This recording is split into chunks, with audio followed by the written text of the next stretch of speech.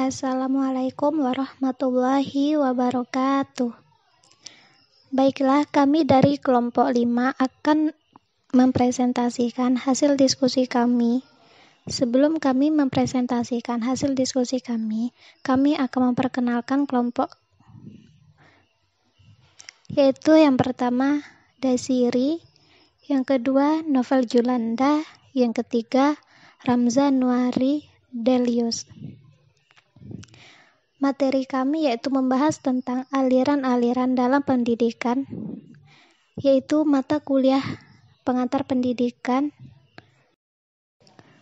dan dosen pengampu kami yaitu Ibu Sarbaitinil.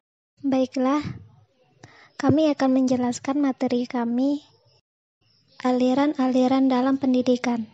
Yang pertama, pengertian aliran-aliran pendidikan. Aliran-aliran pendidikan adalah pemikiran-pemikiran yang membawa pembahasan dalam dunia pendidikan. Pemikiran tersebut berlangsung seperti suatu diskusi berkepanjangan, yaitu pemikiran-pemikiran terdahulu. Selalu ditanggapi dengan pro dan kontra oleh pemikir berikutnya. Aliran klasik pendidikan terbagi menjadi 6, yaitu yang pertama, aliran nativisme.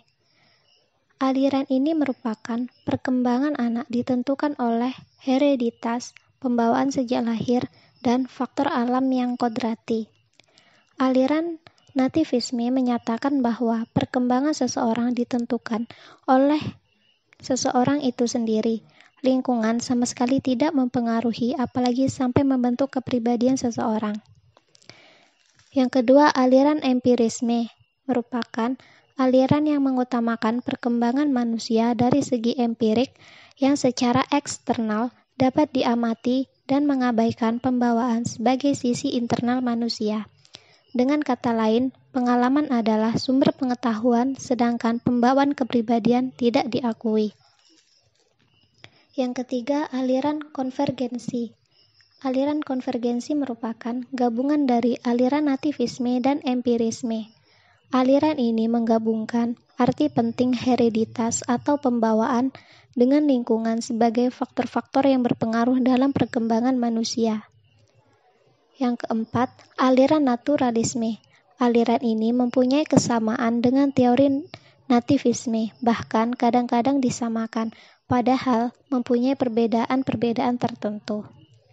Aliran teori ini mengatakan bahwa anak sejak lahir sudah memiliki pembawaan sendiri-sendiri, baik bakat minat, kemampuan, sifat, watak, dan pembawaan-pembawaan lainnya. Pembawaan-pembawaan akan berkembang sesuai dengan lingkungan alami, bukan lingkungan yang dibuat. Yang kelima, aliran progresivisme. Aliran progresivisme merupakan manusia mempunyai kemampuan-kemampuan yang wajar dan dapat menghadapi serta mengatasi masalah yang bersifat menekan ataupun masalah-masalah yang bersifat mengancam dirinya.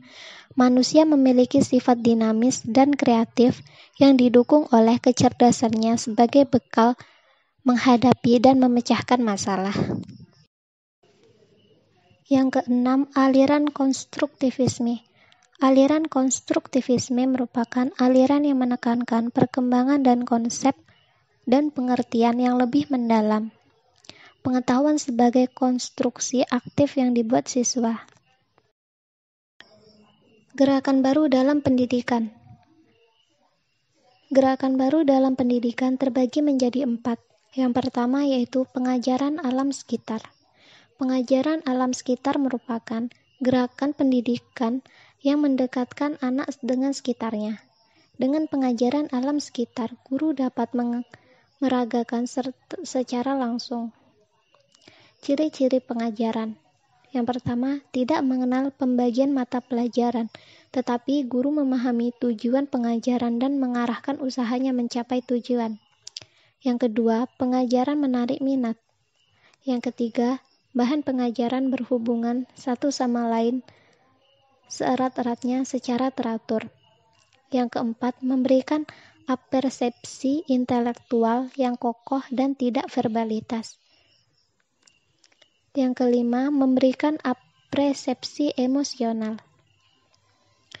Yang kedua, yaitu pengajaran pusat perhatian. Pengajaran pusat perhatian merupakan anak harus dididik untuk dapat hidup dalam masyarakat dan dipersiapkan dalam masyarakat. Anak harus diarahkan. Oleh karena itu, anak harus mempunyai pengetahuan terhadap diri sendiri atau tentang hasrat dan cita-citanya dan pengetahuan tentang dunianya atau lingkungan. Pengetahuan anak harus bersifat subjektif dan objektif. Yang ketiga, sekolah kerja.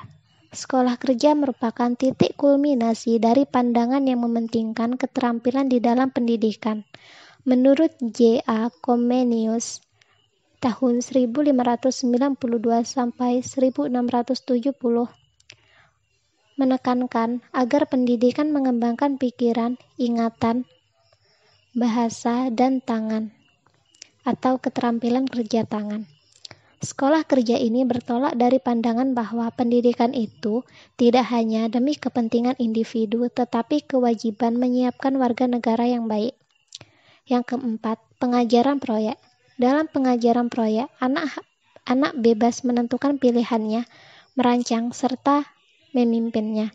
Dalam pengajaran proyek, pekerjaan dilakukan secara berkelompok untuk menghidupkan rasa gotong royong. Langkah pokok pengajaran proyek yaitu terdiri menjadi 3.